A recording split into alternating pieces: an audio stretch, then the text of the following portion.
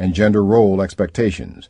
Most 2-year-olds know with certainty whether they are male or female, and by the age of 4 or 5 begin not only to develop gender constancy, but often show rigid standards for what they believe is appropriate male and female dress and behavior. Can boys put on dresses? Do girls have short hair or long hair? Long hair. Are you a boy or a girl? A boy. Are you ever going to be a girl? No. What are boys like? I don't know. Are they different than girls? How are they different than girls? Because they don't put stuff like girls on. Boys don't put on girls' clothes?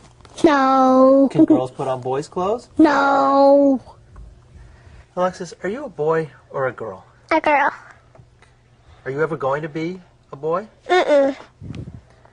Are you a boy or a girl? Boy.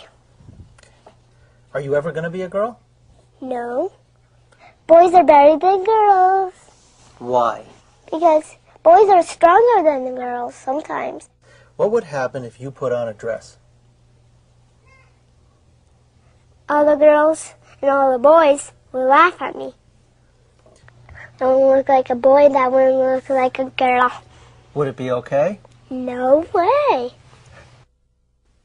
Young children appear to begin to acquire gender role stereotypes at about the same time that they develop gender identity. And by the age of 3 or 4, most children, when asked questions about the activities appropriate for a male doll and a female doll, readily give stereotypic responses. Which doll likes to clean the house?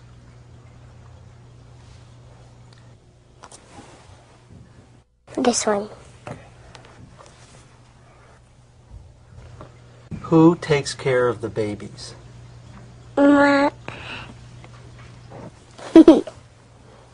one. Who goes to work?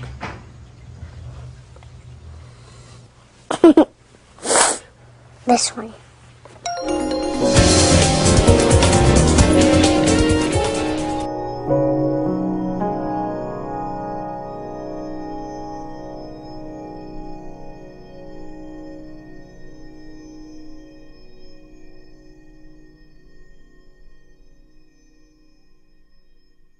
Is it a boy or a girl? It's the first question most couples get when they announce that they're having a baby. But one family has decided to keep their child's gender a secret 4 months after the birth. Natalie's here with details on that. Natalie, good morning. And good morning, Matt. Well, this story is generating a lot of buzz and also a lot of debate. Can parents raise their children gender-free? That is what one family is trying to do. There's no blue or pink for this baby. The parents' idea is to let their child eventually pick their gender. At first glance, this baby looks like any other. Bright eyes and a big smile. But look a little closer. Is it a boy, a girl? Can you tell? And does it even matter?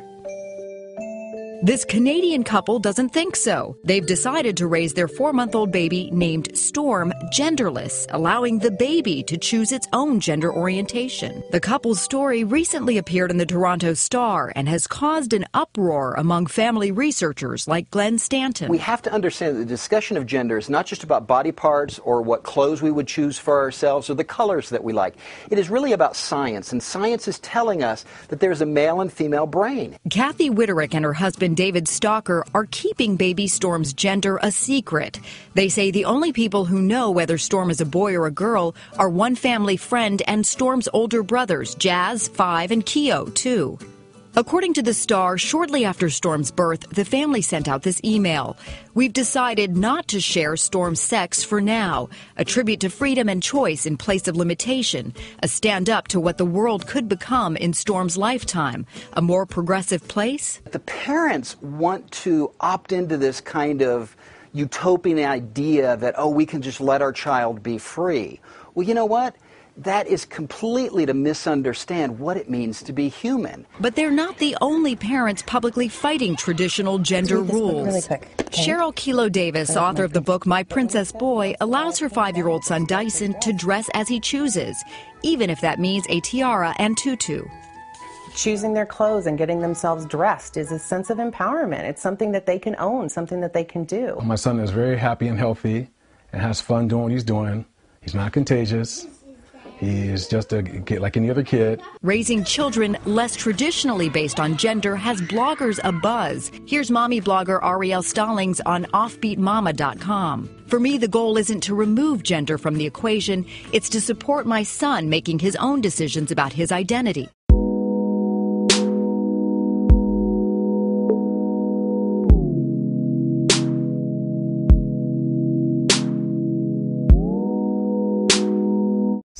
I'm Jura Hodge. Today, isn't the gender wage gap just a myth? This is a common criticism lobbed at feminists who argue that women have not yet achieved full equality. The critics tend to say that either the wage gap doesn't exist, or that where it does, it's caused entirely by women's choices, not discrimination. On the first point, the evidence is clear. The gender wage gap does exist. In Canada, women working full-time, year-round, make 72 cents for every dollar a man makes. American women aren't far off, at around 77 cents a dollar. And the gaps are even bigger for women of color. That makes the median pay gap about $10,000 a year.